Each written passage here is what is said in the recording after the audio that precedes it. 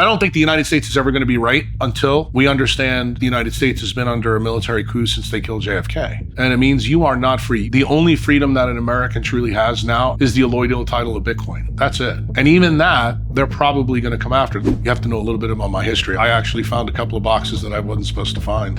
The bankers were behind that original state. Rockefeller and Rothschilds. Rockefeller, he decides to take all his chemicals and turn them into big pharma. This is 63 years before they kill Kennedy. 1960, Eisenhower's farewell speech. He says, beware of the industrial military complex. Literally, 3 years later, you have a president die of acute lead toxicity. When I tell you all the strings go back to November 22, 63, I'm not kidding you. The day they shot JFK, everything changed in America after he was killed. So who killed JFK?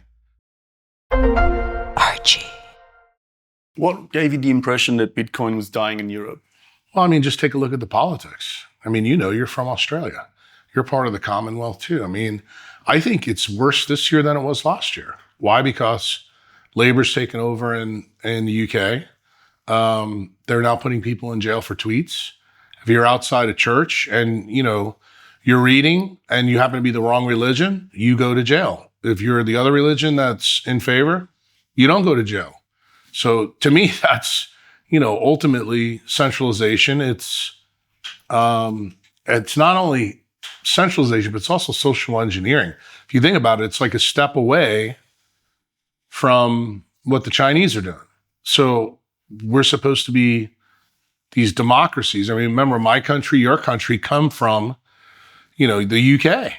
And it's shocking to see what's happened. But I think the path in the United States and the path in Europe are different, especially out of COVID. Like Europe seems to have doubled and tripled down. United States has not. In fact, the misfits in the United States are pretty loud about, their concerns. Not that they're being heard as well as I'd like, but there's a disconnect in the world. And I think the axis of centralization right now is the UK, probably France, Germany, Canada, and Australia. And I think they're all on the same program, but they're just locked into different levels. I mean, in your country, you've already got the digital ID stuff passed. I would turn that question around to you. How do you feel about that? I mean, especially as a Bitcoiner. I'm not as locked into the Australian side of politics. I don't know if you know, but I've been living in London for about 20 years. Wow. And one of the functions of that is I just lose interest in domestic politics in Australia. But to give you a bit of a background, before I left Melbourne for London, there were constant stories that would pop up every 18 months, 2 years about the country trying to develop a national ID card, right? Centralized national ID card that would, be something that you'd have to present for all government services, digital services, everything. And there always used to be very strong pushback against that.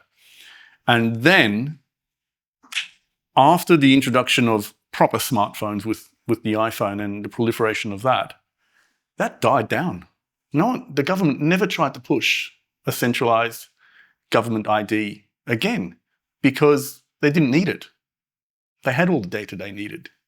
And it's like, now with the constant sort of demagoguery that we're pushed about Chinese credit scores. So one of the stories that stays in my mind is back when there were constant stories about the Chinese hacking Yahoo email and Gmail and whatever, right. And we were all frightened into Chinese spies. And then the Edward Snowden revelations come out, and it's like, actually, the NSA and the Five Eyes have been collecting anything anyway. It's almost like they frighten the population into believing someone else is coming after them to distract us from what they're actually doing. And it's kind of the same thing with the national ID thing. They were, right now, for example, the Chinese credit score story is constantly popping up. But in actual fact, if you have a look at what the creep is happening in European Union, and to some extent the UK as well, it's like by increments, they are effectively instituting the same thing in a roundabout way, but without it being a centralized named program that has this overt in-your-face effect. But we saw that in Canada, for example. You wouldn't call it a credit score, but they debanked people for having the wrong opinion. They literally did that, didn't they? Well, I mean, they did it with the truckers, but they're also doing it in the United States. I mean, we saw it. If you were the wrong political party, then you got debanked. And, that affected a lot of Bitcoiners because a lot of the Bitcoiners were the wrong political party. So I can see the same effect of a centralized program being implemented in increments without a name over that program, an umbrella name for people to be able to identify and say, aha, that's what you're instituting. Yeah, I don't know though if the name is the thing that bothers me. I think it's the principle, to be honest with you. No, I'm agreeing with you, but I'm just saying the implementation in Europe is by increments in disparate programs. But they're much more forward about it. In the United States, the only thing that's been forward about is when Kristi Noem, who just got in with Trump, she came out and mentioned something by May 7th. We were going to have to do something. And that's when people said, this is bullshit. We didn't vote for this, because the people, that put Trump in, I mean, let's face it, it was the Bitcoiners and the Maha moms. That's the only way he gets in. And the pushback there was any of the things that are tied to centralization and surveillance. But now we see, the breakup with Musk, the ascension of Peter Thiel, there are some big concerns. And then, the geopolitical stuff, going on right now between Iran and Israel. It's a total psyops. You have Tulsi Gabbard coming out and saying, look, Khomeini doesn't want nuclear weapons. We have nothing tied to this on national TV on X. And then what does Trump say from the airplane? Oh, no, I disagree with her. Well, even worse than that, I don't care what she says. Well, I kind of do, and I'll tell you the reason why. Because it tells you, as I think a citizen of that country, kind of truly where we are, where we're going. When you have an intelligence agency in the United States saying one thing and the president of the United States says another, that's how you have the proof that the United States has been under a military coup since they killed JFK. And let's be very frank here. We now know one of the things, like I voted for Trump. I was not a Trump fan. I was more for Bobby Kennedy. I said, if I got Ross out, if I get Bitcoin into the United States system, and I find out who really killed JFK, I would consider my vote not wasted, in this election. And I got all of those. And the irony to me is here we now know who killed JFK, and the same group of people are still in control of the executive branch. Like the things that we thought would flip. Like if people asked me before the election, would Trump fail or Bobby Kennedy fail? I would have put all my money on Trump failing and not Bobby Kennedy. And it's turned out to be exactly the opposite. So who killed JFK? Well, the CIA and the Mossad. It was Israel. The people that started Israel were involved. Obviously the mob was involved too, so it was a triumvirate. But I believe, and I've believed this my whole life because it spanned my whole life, that I don't think the United States is ever going to be right until we understand that we are under a military coup. And I don't think people in the United States, like when I've said this on other podcasts, I'll say it on your podcast, I don't think people in the United States really understand what that means. And it means you are not free. You have the illusion of freedom. And the only freedom that an American truly has now, is, according to Jack Kruse, is the alloidial title of Bitcoin. That's it. And even that, they're probably going to come after. There's, a lot of rumors in the States that even when Trump brings Bitcoin in, that they're going to ask you for your Bitcoin address, at some point. And yeah, you'll still be able to go do the things you want to do. You'll have your Bitcoin. But the surveillance state, all the things we learned with Snowden and WikiLeaks, like it's real. And it's not just the United States, it's all the countries are linked to this. And I think the illusion that we all have now is the plantation where the slaves are a little bit more defined, I think, like where you live than when I live. And I've been hedging my bets. I've been in El Salvador for 4 years. Do I have any illusions that that's not another plantation? No, I don't. But do I believe that I'm better off there because it went from the most unsafe place in the world to the most safe place in the world? Why? Because the CIA and FBI no longer have their guns pointed at the people in Central America. They have them pointed at the taxpayer in the United States. That's their enemy. And I don't think Americans really understand that right now. They actually thought under the umbrella of MAGA that they were okay. Let's start with, you mentioned a dual intelligence operation with some mafia involvement to assassinate JFK. What's convinced you of that fact? You have to know a little bit about my history. I actually found a couple of boxes that I wasn't supposed to find in the basement of Charity Hospital, which was some of the MK Ultra stuff that Richard Helms never got rid of. And where I did my residency happened to be where the only trial for JFK occurred, which was in New Orleans. So Jim Garrison was the DA of New Orleans that prosecuted Clay Shaw for the murder of JFK. And Virginia Garrison was my ER nurse when I was a resident at Charity Hospital. So I have firsthand account of what goes on. And, you know, my nurse is sitting here. She can tell you about the time she ran into Oliver Stone in the basement of Charity Hospital. Why? Because they were filming JFK my first year of residency.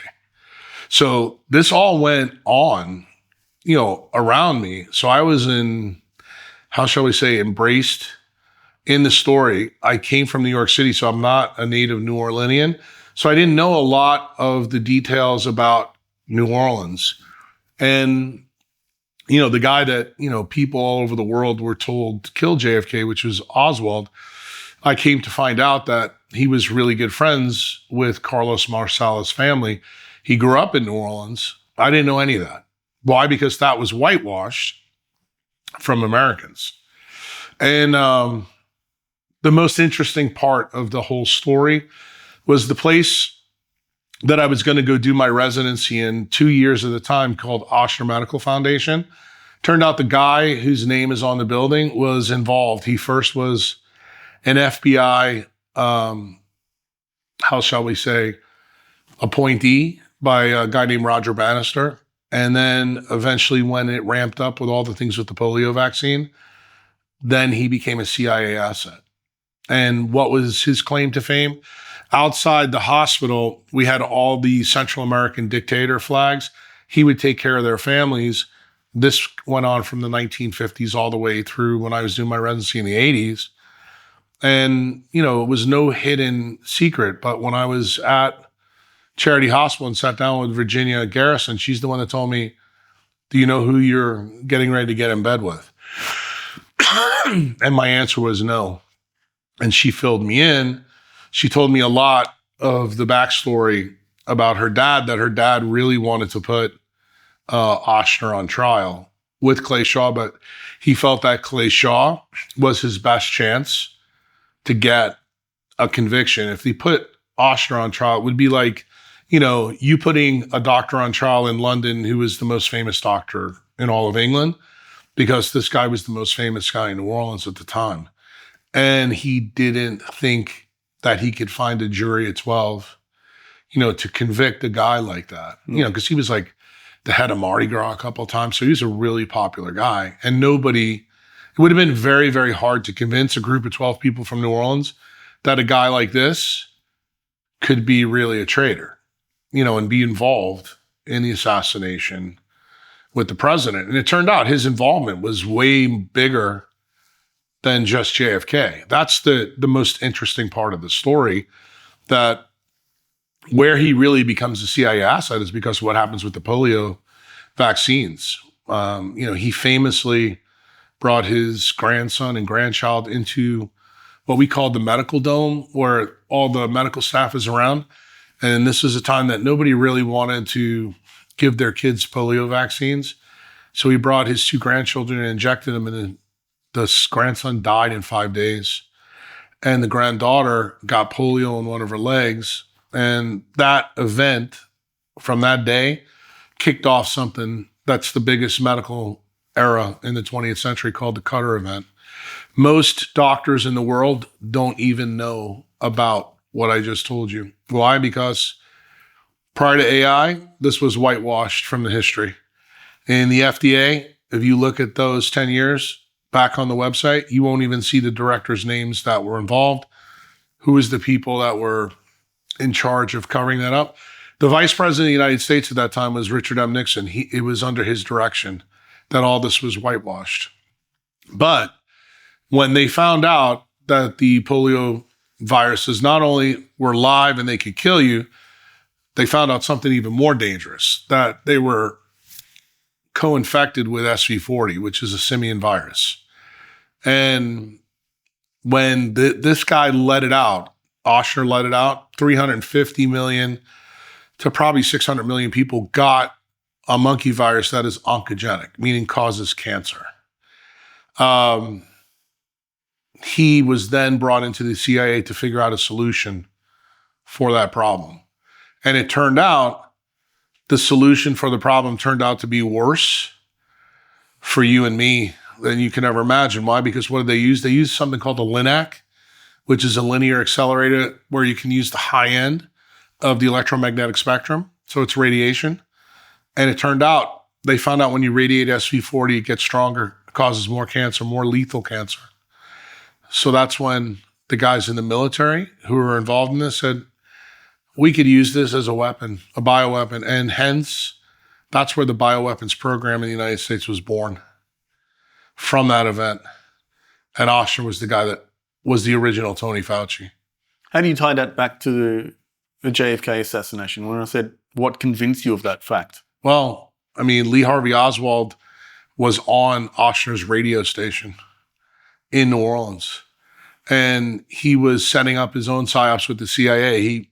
If you remember our history a little bit, he went to Russia to come back. He got back in the United States very easily. Why was that done? So that they could fool Castro into delivering a cigar that had SV40 in it to kill him. Oshner was an anti-communist. So, of course, you could see why they put Oswald in this radio program, because they were trying to create the illusion. And these things, Jim Garrison never was able to get any data. Why? Because the FBI and CIA scrubbed all the information that they had done this radio program together.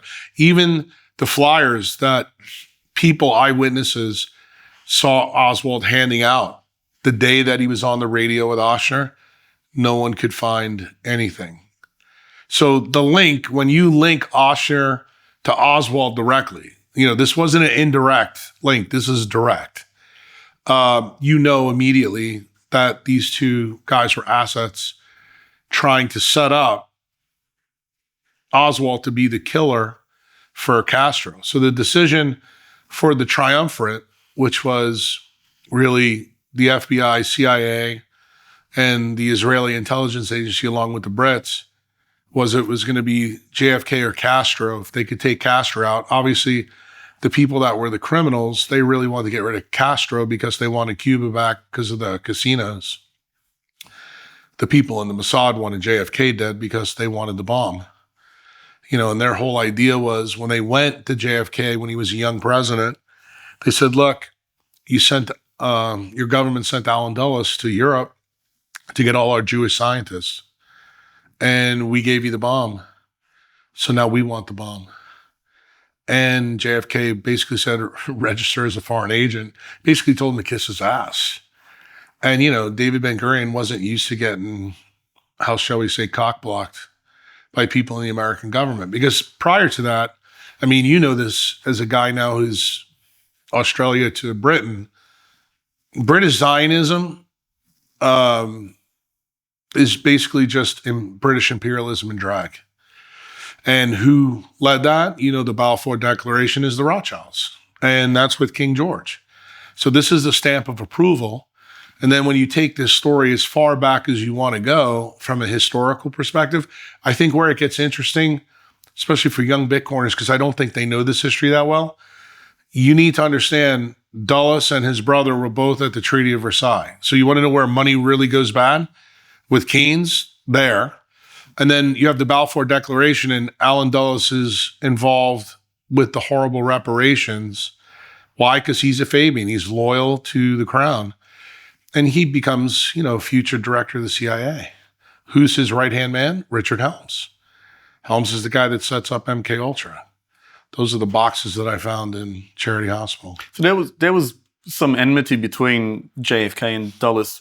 Huge. JFK fired him. After the Bay of Pigs, when Dulles, had said a lot of things, like Dulles' brother, who was probably bigger, John Foster Douglas, he dies in 1959, right at the Cuban Revolution. But Allen Dulles, he was very prominent from World War I all the way through World War II. He eventually gets installed as one of General Grove's right-hand men in the CIA. That's after George Kennan. And he basically is running the game for the industrial military complex. So to take you a little bit back, Archie, because I really don't know how much you know that one of the most famous things that happens in the United States, 1960, Eisenhower's farewell speech, he says, beware of the industrial military complex. That caught everybody really by surprise in the United States. To see a 5-star general who's president twice in the United States say, our own guys are a big problem. Your generation thinks Snowden's a big deal. I remember when I was growing up, that was a big deal, a really big deal. Why? Because it carried more weight because it was a president who said it, but really nobody understood it, proper at that time. And then literally 3 years later, you have a president die of acute lead toxicity, pretty much by the own hand of the people in the government, but it's the rogue part of the government, which is the DOD, the Pentagon, Joint Chiefs of Staff, and this weird alliance with the mafia, both Italian and Jewish, and then the people that were Brit Zionists that became Zionists in Israel, that forms Israel in 1948. And that's why this story has been so hard for people to really understand. But it's really important, I think, for Bitcoiners, because you have to understand the geopolitics of today and where we're headed today. You have to understand how things fall apart. It's kind of like the Tool song. If you really want to understand how things fall apart, you got to see how they come together. And when you see these parts come together, you have to realize since this event, that all the intelligence agency of the Crown, the United States, and Israel have been working in unison together. And pretty much the whole, I would say the back half 40 years and the first 25 in the 21st century have been a giant psyops run by a military coup. And that military coup, it's going on right now. The Iran-Israeli war is exactly that proxy. It's not changed. The players may change as, time evolution goes on, but what does it mean for me and you? It means that they're figuring out a way to steal our time. And as Bitcoiners, we like to think that Bitcoin's our most valuable asset, but you and I both know the most valuable asset we have is time. So we all know that inflation is time theft, but you need to understand there's other ways to have theft. And in JFK's case, he was taken out by acute lead toxicity. That's the ultimate time theft. And I look at, what happened in the 60s, because I was young, is his time being subtracted from him. That means they subtracted it from a lot of Americans, especially Americans who democratic ideals, post-war, everything changed. I can tell you, everything changed in America after he was killed. How does a faction within an intelligence agency conduct such an outrageous operation? Maintain to keep it a secret. That one should be easy for you. Remember the people that I told you led this charge were the people that are in control of the Manhattan Project. So if you could keep the atomic bomb quiet, from Nazi Germany, why couldn't you do this? You have to realize it's kind of like when you've done it once, the DOD and the Pentagon's like, let's do it again, except more audacious. And they were. And, I look at my whole life, that's what they've been doing. They did it in Afghanistan. Well, one of the arguments against sort of inside jobs, so to speak, is that detractors or defenders of the government will say there's no way that so many people can keep a secret from the public. Well, yeah, but they don't have to keep a secret. I mean, all they have to do, this is the beauty of the wisdom of probably George Kennan and Dulles. All you have to have is deniable plausibility. I mean, remember, we get the term conspiracy theorist from the CIA. In other words, they poisoned the well right off the bat. And they took what they learned from Edward Bernays and Goebbels and perfected it. I mean, their propaganda, and then you have to realize, I mean, look, you're a young guy. You live in a world now where you see what goes on Twitter. People believe, 20-second tweets. Well, it was really easy back in those days because we found out through Project Mockingbird that 400 assets of the CIA were in the media back then. All the people you and your parents grew up with were all assets. And when you find that out in 77 from the Church Commission, the reason I'm saying this to you now, I want you to understand just how bad it is today. Today, it's guaranteed everybody is in. Everybody knows it. But you have to see how it first got put together. And this is how it got put together. And I would say through the fruits, I mean, what's sandwiched in there to show you how good they were after they also ran a PSYOP war in Vietnam. I mean, think about that. They got away with that too. And then one of the guys that was working with them that decides he's had enough, Nixon, they do a PSYOPs with him. The CIA gets rid of him. Gordon Liddy is tied to all that. Like, these guys are all pieces and parts in the JFK event. Like, when I tell you all the strings go back to November 22, 63, I'm not kidding you. Like, all the criminal element inside of Washington, D.C. today. The day they shot JFK is the day they got control of the executive branch. Every day after, like the Warren Commission in my vernacular, that's when they got control of Congress. Why? Because they put congressmen and people on the Supreme Court on the Warren Commission, and they basically ran the shell game for the military coup. So they're all involved. Like you said earlier, Jack, I've got no illusions about, the surveillance state and this and that. You have to realize the bankers were behind that original state. The bankers now are in a different battle. Now they're fighting the technocrats. The technocrats believe that they have a better control mechanism than the bankers had. When you say the bankers, who are we talking about? Rockefeller and Rothschilds. Why? Because you have to remember, they come to forces in a different way. We all know, probably better than I do, the story of the Rothschilds. It goes back to the Napoleonic Wars and the bonds for the king and all that jazz. That's, 1812. So they ran the game for the monarchy then and also the monarchy, in Europe. But what happens in the United States? 1840s, 1850s, we got Rockefeller. He basically has a monopoly on kerosene. Then that kerosene flips into oil. And then we get our big come to Jesus moment in the United States, turn of the century. McKinley gets killed by a Serbian refugee. And back in those days, where did you put your political enemies? Vice president. Turned out that was really bad for Carnegie, Rockefeller, and JP Morgan. Why? Because Teddy Roosevelt was the vice president. What does he immediately do? He breaks up all the trusts. So what's the collateral damage for me and you from that event? Rockefeller still keeps the oil business. He's still the most wealthy guy in the world. That's how he ascends to the Rothschilds level. But he's doing it in the former colony that, the king lost. And it gets really interesting because when they break it up, he decides to take all his chemicals and turn them into big pharma. So now we got big pharma and oil.